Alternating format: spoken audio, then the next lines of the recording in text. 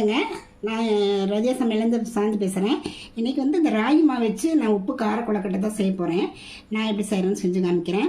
அதுக்கு வந்து நான் ஒரு கப்பு ராகி மாவு, இந்த மாதிரி பெரிய கப்பில் ராகி மாவு எடுத்து வச்சுருக்கேன். அதில் வந்து பெரிய வெங்காயம் கட் பண்ணி வச்சுருக்கேன் பொடிசாக, கொஞ்சம் வரமிளகா, கொஞ்சம் பச்சை மிளகா, அப்புறம் கருவேப்பிலை, கொத்தமல்லி தழை, இஞ்சி கொஞ்சம் திருகி வச்சுருக்கேன், தேங்காய் பூங்க, அப்புறம் தாளிக்கிறது கடலை உளுத்து பருப்பு போட்டு தாளிச்சிக்கலாங்க. இல்லை எண்ணெய் விட்டுக்கலாங்க.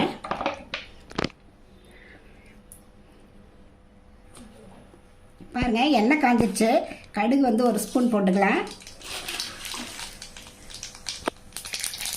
கடலைப்பருப்பு வந்து 2 ஸ்பூன் போட்டுக்கலாம். டேபிள் ஸ்பூனில் 1 போட்டுக்கலாங்க. கடலைப்பருப்பு, உளுத்தம்பருப்பு, கடுகுலாம் கொஞ்சம் தாளிப்பு அதிகம் கொடுத்தா தான் இந்த கொழுக்கட்டைக்கு நல்லாயிருக்கும், டேஸ்ட்டாக இருக்கும். இது நல்லா கொஞ்சம் அப்படியே செவக்கிட்டோங்க. இந்த உப்பு ரெண்டைக்கு வந்து நம்ம பெரிய வெங்காயம் பொடிசாக நறுக்கி வச்சுருக்கோங்க, அதை இது கூட சேர்த்துக்கலாம். இது கூட வரமிளகா 1 பொடிசாக கட் பண்ணி வச்சுருக்கேன், பச்சை மிளகா 1 பொடிசாக கட் பண்ணி வச்சுருக்கேன், அது இதோட சேர்த்துக்கலாம். அப்புறம் கருவேப்பிலை, இஞ்சி கொஞ்சம் திரும்பி வச்சுருக்கேன், அதையும் சேர்த்துக்கலாங்க. எல்லாம் நல்லா பச்சை வாசனை போட கொஞ்சம் வதங்கிட்டோங்க.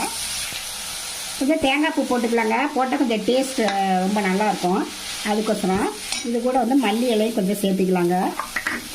அவ்வளோதாங்க. இது வதங்கி வந்ததுக்கப்புறம் நாம் வந்து அந்த மாவு வந்து அந்த சூட்லேயே வந்து ராகி மாவை இதில் அப்படியே சேர்த்து ஸ்டவ் ஆஃப் பண்ணிடலாங்க. ஒரு பரட்டி அப்படியே ஸ்டவ் ஆஃப் பண்ணிடலாங்க. அவ்வளோதாங்க. இந்த சூட்லேயே இருக்கட்டும்.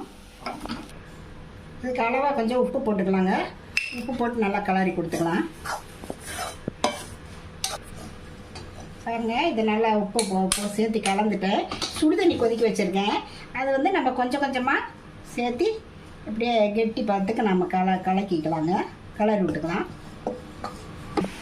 பாருங்கள், இந்த மாதிரி பிசைஞ்சிட்டு கை பொறுக்கிற அளவு சூட்டில் இருக்கிறப்ப நம்ம இந்த சின்ன சின்ன உருண்டைகளாக ஊற்றிக்கலாங்க. இந்த மாதிரி சின்ன சின்ன உருண்டைகளாக ஊற்றிக்கலாம்.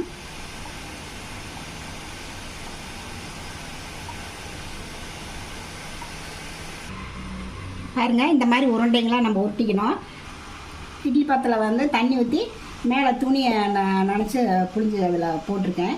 அப்படியே இதில் ஒன்றா போட்டு அப்படியே ஒரு 5 நிமிஷம் ஆவியில் வேவிச்சுக்கலாங்க. நம்ம ஏற்கனவே வந்து அந்த சட்டியிலேயே சூட்டில் கொஞ்சம் வச்சுருக்கோம், கொதிக்கிற தண்ணி ஊற்றி பிசைஞ்சிருக்கோம். அதனால் இது ஒரு 5 நிமிஷம் இருந்ததுன்னா 5 நிமிஷத்தில் வெந்துருங்க. அப்புறம் ரெண்டாவது இது வந்து ஆவியில் வந்து வேக வைக்கிறதுனால குழந்தைங்க பெரியவங்க எல்லாத்துக்கும் ரொம்ப ஆரோக்கியமான ஒரு உணவு.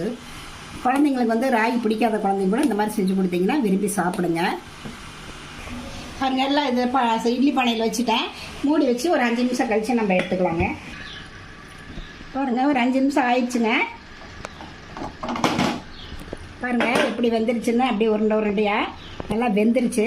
இதை நம்ம வந்து ஒரு பாத்திரத்தில் மாற்றிக்கலாங்க. பாருங்கள், பார்க்கவே எவ்வளோ எம்மியாக இருக்குது. இது மாதிரி குழந்தைங்களுக்கு நீங்கள் பால் மாதிரி செஞ்சு ராகியில் செஞ்சு கொடுத்தீங்களா அதுங்க விரும்பி சாப்பிட வித்தியாசமாக இருக்கிறதுனால நீங்களும் இது மாதிரி ட்ரை பண்ணி பார்த்துட்டு எப்படி இருக்குன்னு ரஜியா சமையலை சப்ஸ்கிரைப் பண்ணுங்கள், லைக் பண்ணுங்கள், ஷேர் பண்ணுங்கள். அடுத்த வீடியோவில் வேறு ரெசிபியோட சந்திக்கிறேன். வணக்கங்க.